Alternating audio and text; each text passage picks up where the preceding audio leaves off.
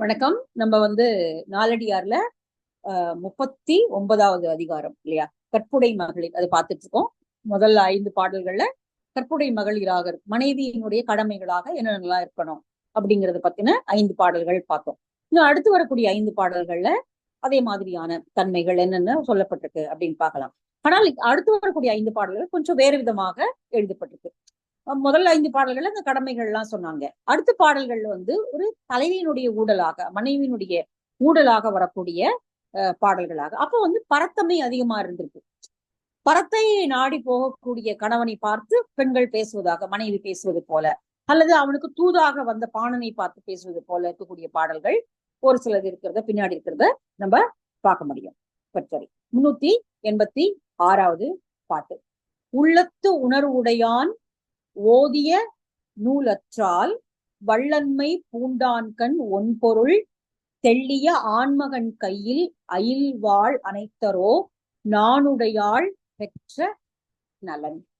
நானுடையவள், நாணம் பொருந்திய பெண் ஒருவனுக்கு மனைவியாக இருந்தால் அது எத்தகைய நன்மைகளை தரும் அப்படின்னு இந்த பாட்டு சொல்லுது. அதுக்கு ஒரு 3-4 உதாரணங்களை இந்த பாடல் கொடுக்குது.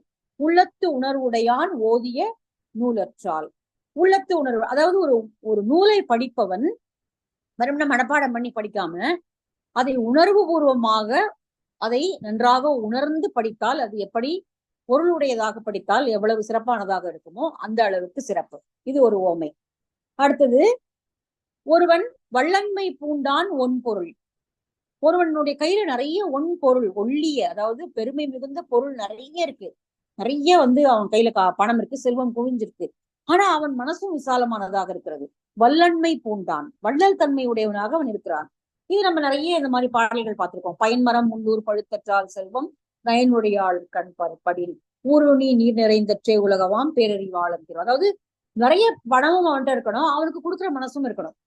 அது எவ்வளவு சிறப்பானது இல்லையா? அப்போ ஒரு நூலை நன்கு ஆராய்ந்து உணர்ந்து படிப்பவனுடைய அந்த படிப்பும், நிறைய செல்வம் இருக்கு, வள்ளல் தன்மையும் இருக்கு அப்படின்னா அது எவ்வளவு சிறப்போ அந்த சிறப்பும். தெள்ளிய ஆண்மகன் கையில் அயில் வாழ் அனைத்தரும். ஒரு நல்ல வீரம் பொருந்தியவனுடைய கையில ஒரு வாழ் இருந்தால், அவனுக்கு ஏற்கனவே வீரம், அவன் கையில ஒரு நல்ல கூர்மையான வாழும் இருக்கிறது அப்படின்னா அது இன்னும் எவ்வளவு சிறப்போ. அது போல ஒரு நல்ல நாணமுடைய மனைவி என்பவள் ஒரு ஆண்மகனுக்கு அழகு அப்படின்னு இந்த பாட்டு சொல்லுது. நாணமுடையவளாக இருப்பவள், நாணம் பொருந்தியவளாக இருப்பவள். இந்த நாணத்துக்கு பலவிதமான பொருள் இருக்கு. அஞ்சப்படுவதற்கு அஞ்ச வேண்டும், பிறர் பார்க்காம இருக்கணும், இந்த மாதிரி முன்னாடி சொன்ன அத்தனை குணங்களையும் கல்யாண குணங்களையும் அவள் கொண்டிருக்க வேண்டும். அப்போ இதெல்லாம் இருந்தா இதெல்லாம் எப்படி சிறப்புடையதோ அதே போல சிறப்பு அந்த கணவனுக்கு உண்டு. ஒரு நல்ல நூல் உணர்ந்து நூல் படிப்பவனுடைய கல்வி சிறப்பு, நிறைய பணம் வைத்திருக்கிறான், அவனுக்கு வள்ளல் தன்மையும் இருக்கிறது, அந்த சிறப்பு. அதோட ஒரு நல்ல வீரனுடைய கையிலே ஒரு கூர்மையான நல்ல வாள் இருக்கிறது, அந்த அப்படி இருந்தால் அது ஒரு சிறப்பு. இந்த சிறப்புகளுக்கு ஒத்தது ஒரு நானுடைய மனைவியை ஒரு கணவன் பெற்றிருத்தல் அப்படிங்கிறத இந்த பாட்டு அந்த பெண்ணுடைய பெருமையாக ஏற்றி சொல்கிறது. சோ இது அந்த அந்த ஆணுக்கு எது பெருமைனா, இப்படி ஒரு மனைவி இருந்தாதான் அந்த பெருமை. இந்த கணவனுடைய பெருமை அந்த மனைவியினுடைய நாணத்தை பொறுத்ததுதான். அவள் மோசமானவளாக இருந்தாலோ அல்லது பிறரால் பழிக்கப்படுபவளாக இருந்தாலோ அந்த கணவனுக்கு எந்த விதமான பெருமையும் கிடையாது. மாறாக அவனைதான் குற்றம் சொல்லுவாங்க. அவளை வைத்து பெண்டாள தெரியல அப்படின்னு கணவன் மேலதான் ஒரு குற்றம் வரும். அதனால இப்படி நாணம் உடையவளாக இருக்கக்கூடிய பெண்ணை பெற்றிருக்கக்கூடிய கணவன் போற்றத்தக்கவன் அப்படின்னு இந்த பாட்டு சொல்லுது. அதுதான் இது. வேற வேற உதாரண பாடல் எதுவும் இல்லை. இது முன்னாடி பார்த்த பாடல் எல்லாமே இதுக்கு உதாரணம் தான். சரி, அடுத்த பாட்டு தலைவனுடைய குற்றா வருது. தலைவன் பரத்தேர்களை நாடி போகிறான். ஓயாம போறான், அடிக்கடி போறான், போயிட்டு வரான். போயிட்டு அப்படியே வந்துடுறான், உள்ள வீட்டுக்குள்ள அப்படியே நுழைஞ்சிடறான். அங்க வெளியில போனா அப்படி கண்டவளோட அப்படி போயிட்டு அப்படி வரும்போது அது தன்னை தூய்மையாக்கி கொண்டு வர வேண்டும் அப்படிங்கிற எண்ணம் கூட அவனுக்கு இல்ல. அப்படியே அப்படியே குளிக்காம உள்ள வந்துட்டான் அப்படிங்கிற மாதிரி இந்த பாட்டு எழுதப்பட்டிருக்கு. இது எப்படி இதுல கற்புடை மகளில வச்சாங்கன்னு தெரியல. கரும் கொள்ளும் செங்கொள்ளும் தூணி பதக்கென்று ஒருங்கொப்ப கொண்டானாம் ஊரன் ஒருங்கொவ்வா நன்னுதலார் தோய்ந்த வரைமார்பன் நீராடாது என்னையும் தோய வரும். தலைவியினுடைய குற்றம். கருங்கொள் செங்கொள், கொள்ளுல 2 வெரைட்டி உண்டு போல இருக்கு. கருங்கொள் செங்கொள். ரெண்டையும் ஒன்னா ஒரே பையில போட மாட்டாங்க. அது தனித்தனியா தான் போடணும். அது ஏன்னா அதனுடைய அது வெரைட்டி, அதனுடைய தகுதி வேற வேறையா இருக்கிறதுனால கருங்கோல்ல வந்து கொஞ்சம் வந்து இதுல போடுறது, செங்கோல்லா இருந்தா அது வேற ஒரு தனி பையில போட்டுக்கிறது. அதுதான் வழக்கம். அப்படிதான் வாங்குறவங்க அப்படிதான் வாங்குவாங்க. ஆனா இங்க ஒருத்தன் அது ரெண்டையும் ஒன்னா தூளி பதக்கு வாங்கி ஒரே பையில போட்டுக்கிறான். அது எப்படி அறிவுடைமையா இருக்க முடியும்? அதே போல என்னையும் இப்படி ஊரா திரிஞ்சிட்டு வர, அவன் அந்த பரத்தையரோடு திரிஞ்சிட்டு வர அந்த பரத்தையரையும் என்னையும் ஒரே மாதிரி அவன் பாக்குறான் போல இருக்கு. நான் வீட்டுல இருந்து அவன் மனைவியாக இருந்து குடுத்தனம் செய்யக்கூடிய என்னையும் ஊர்ல பரத்தையரோடு இருக்கக்கூடியவரையும் ஒன்றாக பார்க்கிறான் போல இருக்கு தலைவன். அப்ப என்ன பண்றான் அப்படின்னா, நன்னுதலார் தோய்ந்த வரை மார்பன், அந்த அழகான நெற்றி உடைய பரத்தையர்களோடு எல்லாம் கூடி கூடி அவர்களோடு கழித்து விட்டு வருபவன் நீராடாது தன்னை சுத்தப்படுத்தி கொண்டு வர வேண்டும் என்கிற ஒரு எண்ணம் கூட இல்லாமல் அப்படியே வரான். அங்க போயிட்டு அவங்களோட இருந்துட்டு கூடி கழிச்சுட்டு அப்படியே நீராடாது என்னையும் தோய வரும். நீராடாமல் தன்னை சுத்தப்படுத்திக் கொள்ளாமல் அப்படியே வந்து என்னோடையும் கலந்திருக்க வேண்டும் என்று வருகிறான். இது எப்படி சரியா இருக்கும்? கருங்கொள்ளையும் செங்கொள்ளையும் ஒன்னா வாங்கி ஒரே பையில போட்டவன் எவ்வளவு மூடணும், அந்த மாதிரியான ஒரு மூடத்தனம் தானே இது. இந்த மாதிரி வரலாமா அப்படின்னு தலைவி கேட்பது போல, அவளுடைய கோபத்தை அவள் காட்டுவது போல இந்த பாட்டு அமைஞ்சிருக்கு. அவ்வளவுதான்.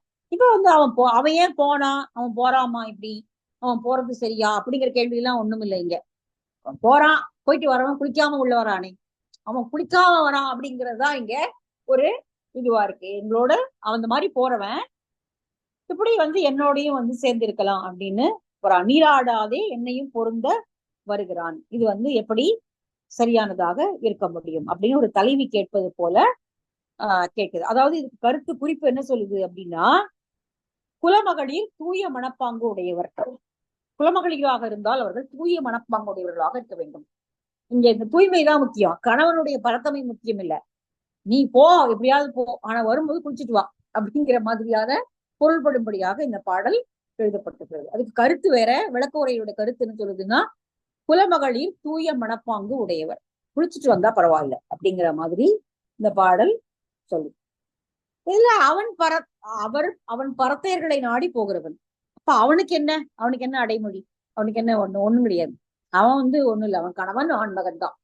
இதுக்கான திருக்குறள்ல மட்டும் கொஞ்சம் வித்தியாசமா ஒரு பாட்டு இருக்கு.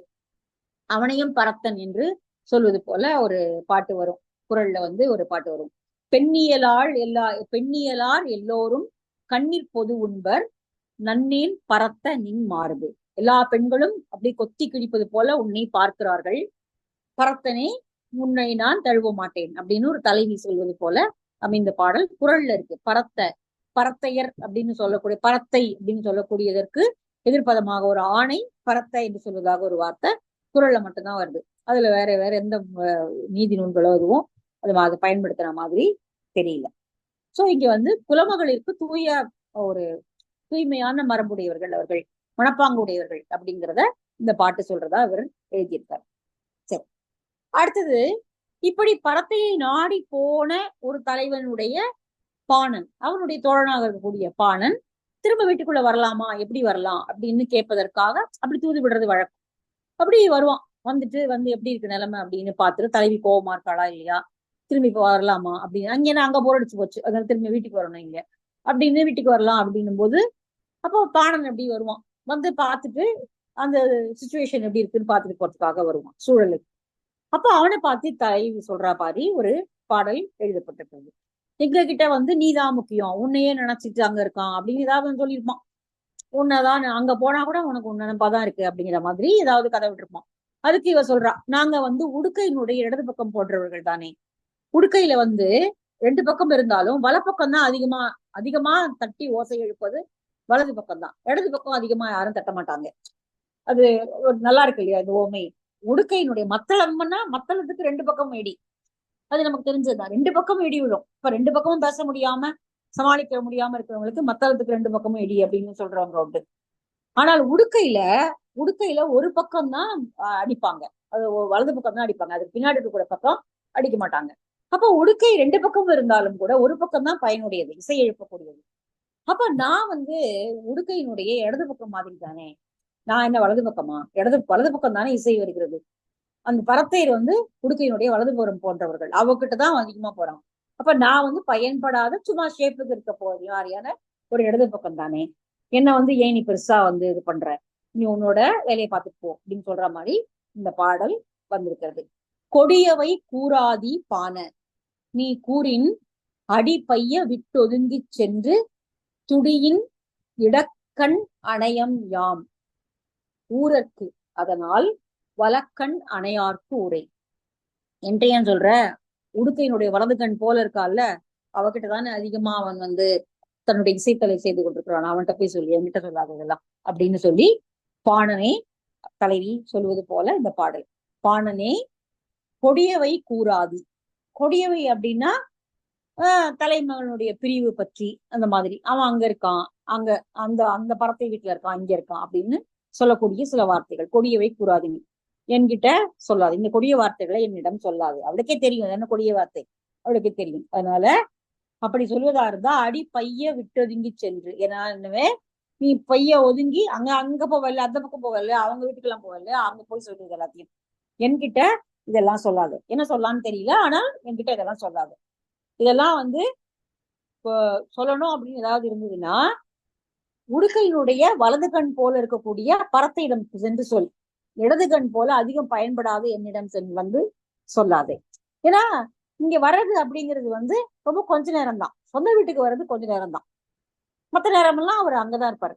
அதனால வந்து ஏதோ கொஞ்ச நேரம் வர்றது, அதுவும் குழந்தையும் வந்துருச்சுன்னா கேட்க வேண்டாம். குழந்தை வளர்ப்பு அதுலயே இருந்துருவா, குழந்தை வளர்ப்பு வீட்டுக்கான இதெல்லாம் அவன் பார்த்துப்பான். அவனுக்கு வந்து வீட்டுல ஒண்ணும் வேலை இருக்காது, அவன் பரத்தையோட தான் இருப்பான் அதிகமா. இப்ப அவன் அங்கதானே இருக்கான். அதனால உடுக்கையினுடைய வலது கண் தானே அதிகமா பயன்படுது, இடது பக்கம் வந்து சும்மா தானே பேருக்கு தானே இருக்கு.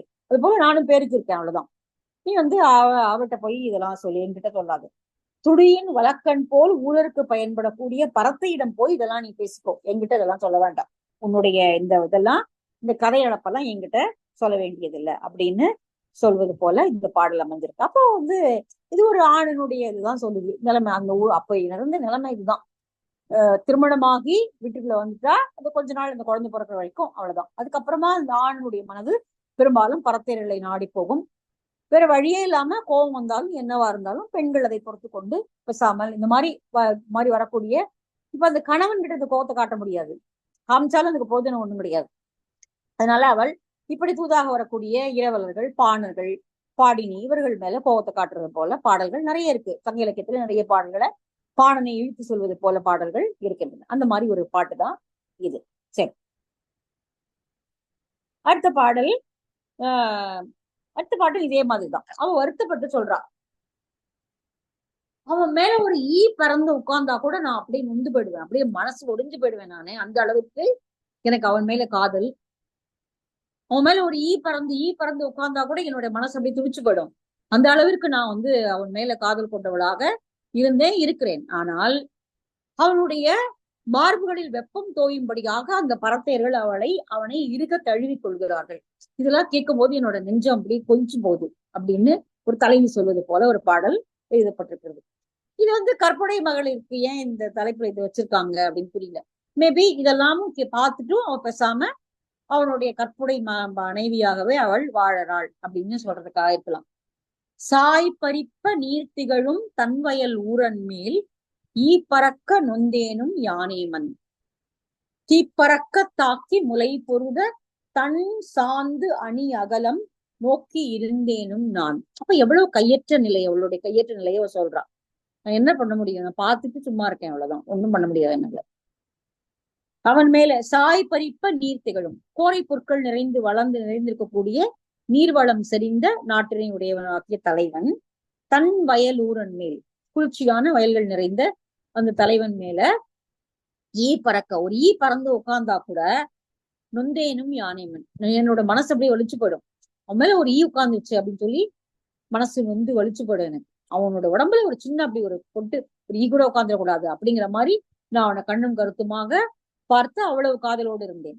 ஆனால் தீ பறக்க தாக்கி முலை பொருத, அப்படி அந்த 2 சிக்கிமுக்கி கல் உரசுனா தீ பறக்கும் இல்லையா, இரும்பு உரசுல தீ பறக்கும், அது போல அந்த ஒரு ஒரு அந்த வெப்பம் போல அந்த ஒரு பறத்தையினுடைய முலை அவனுடைய மார்பில பட்டு அப்படியே தீ பறக்க அவளை வந்து அணைத்துக் கொள்கிறாளாம்.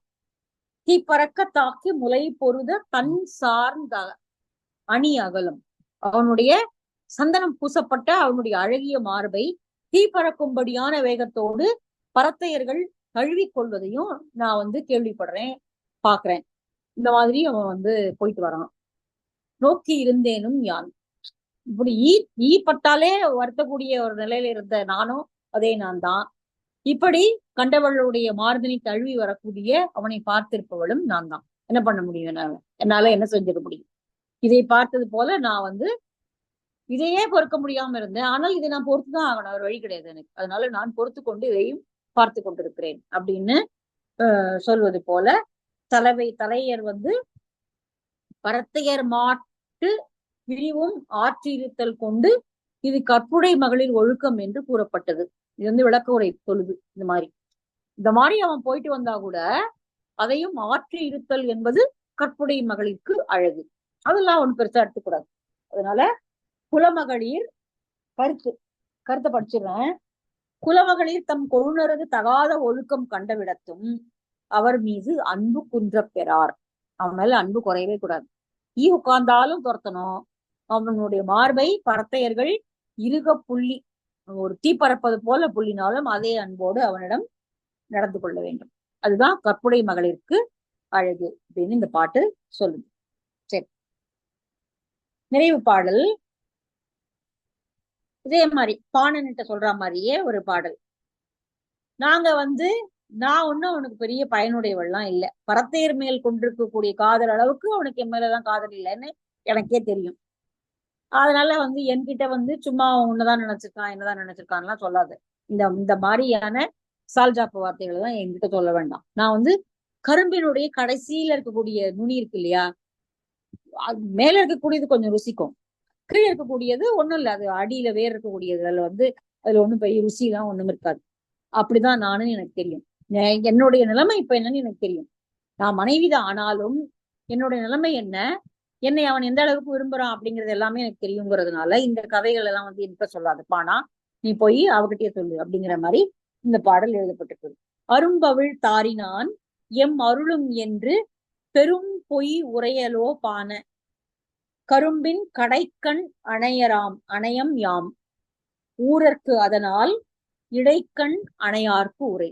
கரும்புல நடுவுல இருக்கக்கூடியது, இனிப்பா இருக்கக்கூடியது நான் இல்லை. இப்போ நான் கடைக்கண் கடைசியில இப்ப ஊனி இருப்பாங்க இல்லையா, மண்ணுல ஊனி வெளில வரும் இல்லையா, அது வெறும் வேறும் இதுவுமா இருக்கக்கூடிய, அதுல ஒண்ணும் இனிப்பெல்லாம் ஒண்ணும் இருக்காது. அது ஒரு வேறு பகுதி, அவ்வளவுதான். நான் என்னோட இடம் அதுதான் எனக்கு தெரியும். அதனால அரும்பவிழ் தாரினான் எம்மருளும் என்று அரும்புகள் அவிழக்கூடிய மலர் மாலைகளை சூட்டியிருப்பவனாகிய தலைவன் உண்மையில்தான் அருளுடையவனாக இருக்கிறான், அன்புடையவனாக இருக்கிறான் என்ற கதைகளை எல்லாம் என்னிடம் சொல்லாதே. பெரும் பொய் உரையலோ பான, பெரிய பொய்ய சொல்லாத. நீ சொல்றது பெரிய பொய்ன்னு உனக்கும் தெரியும் எனக்கும் தெரியும். பெரும் பொய் உரையலோ பான கரும்பின் கடைக்கண் அணையம் யாம், கரும்பில் இருக்கக்கூடிய இந்த கடைசி இந்த இது போல இருப்பவள் நான் என்று எனக்கு தெரியும். ஊரர்க்கு அதனால் இடைக்கண் அணையார்க்கு உரை. இடையில இருக்கக்கூடிய கரும்பினுடைய இனிப்பான பகுதி போல இப்ப பரத்தை தானே அவளுக்கு இருக்கா, அவதானே இனிப்பாக இருக்கிறாள் இல்லையா, அவகிட்டே போய் சொல்லு. அவர்கிட்ட போய் சொன்னீங்கன்னா அது பொருத்தமா இருக்கும். உன் மேலதான் அவன் ரொம்ப அருளுடையவனாக இருக்கிறான் அப்படின்னு சொன்னா அது பொருத்தமா இருக்கும். ஏன்னா அவன் அங்கதான் இருக்கான், எப்பவுமே இப்ப அங்கதான் இருக்கான். அப்ப அங்க போய் சொல்லு, என்கிட்ட ஏன் சொல்ற, இந்த பெரும் பொய்யெல்லாம் என்னிடம் சொல்லாதே அப்படின்னு சொல்றான். இது இதுக்கு என்ன கருத்து அப்படின்னா, விளக்குறை என்ன சொல்லுது அப்படின்னா, குலமகளிர் தம் கொழுனர் வரவு நோக்கி இனிமையுடையவராக இருப்பார்கள். அடேங்கப்பா, அவன் அப்படி போனாலும் அவன் எப்ப திரும்ப வீட்டுக்கு வருவான் அப்படிங்கிறத எதிர்பார்த்து அவள் இனிமையுடையவளாக காத்திருப்பாளாம். பரத்தையிடம் போனாலும் இனிமையுடையவளாக காத்திருப்பாள் அப்படிங்கிறது தான் இதனுடைய பொருள் அப்படின்னு சொல்லுது. அப்ப ஊடலை நீக்குவதற்காக அந்த பாணன் வருகிறான். இப்ப கோபமா இருக்கா, இந்த கோபத்தை குறைச்சிட்டு இப்ப அடுத்தவன் வரப்போறான். இப்போ 10-15 நாள் அங்கேயே இருந்துட்டான். இப்ப திரும்பி வீட்டுக்குள்ள வரணும். வீட்டுக்குள்ள வரும்பொழுது எப்படி இருக்குன்னு பார்ப்பதற்காக பாணனை அனுப்பியிருக்கான். ஏற்கனவே ஒரு தடவை முன்னாடி பாடல பார்த்தோம் இல்லையா, அது போல இப்ப பாணனை அனுப்பியிருக்கான். அவகிட்ட இப்ப சொல்லி அனுப்புறான். அவன் எனக்கு அருளும் எல்லாம் சொல்லாத, அவனுக்கு எம்எல்லாம் அருளோ அன்போ எல்லாம் கிடையாது, அவனுக்கு அங்கதான் அன்பு அப்படின்னா இதை போய் பாணன் எப்படி சொல்லுவான்னா, ஒரு செல்ல கோவத்தோட தான் அவன் இருக்கா அவன் மேல, அவர் ரொம்பலாம் ஒண்ணும் இல்லை கோவம், நீ போனா சரியாயிடும் அப்படின்னு சொல்லுவான். உடனே அவன் கிளம்பி வருவான். அது நம்ம சங்க பாடல்கள் நிறைய பாடல்கள் அந்த மாதிரி பார்க்க முடியும். சோ குலமகளிர் தம் கொழுனர் வரவு நோக்கி இனிமையோடு காத்திருப்பார்கள். அதுதான் கற்புடை மகளிருக்கு அழகு அப்படின்னு நாலடியார் கற்புடை மகளிருடைய குணங்கள் என்னென்ன அப்படிங்கிறத இந்த இந்த அதிகாரத்துல 10 பாடல்கள்ல சொல்லியிருக்கிறது. அந்த காலத்தினுடைய சமூக நிலையை இது பிரதிபலிப்பதாக எடுத்துக்கொள்ளலாம். சோ இதோட நமக்கு இந்த அதிகாரம் நிறைவு பெறுகிறது. அடுத்த அதிகாரம் நிறைவு பகுதி காமனுதவியல் அப்படிங்கிற அதிகாரம் நம்ம அடுத்த வகுப்புல அதை பார்க்கலாம்.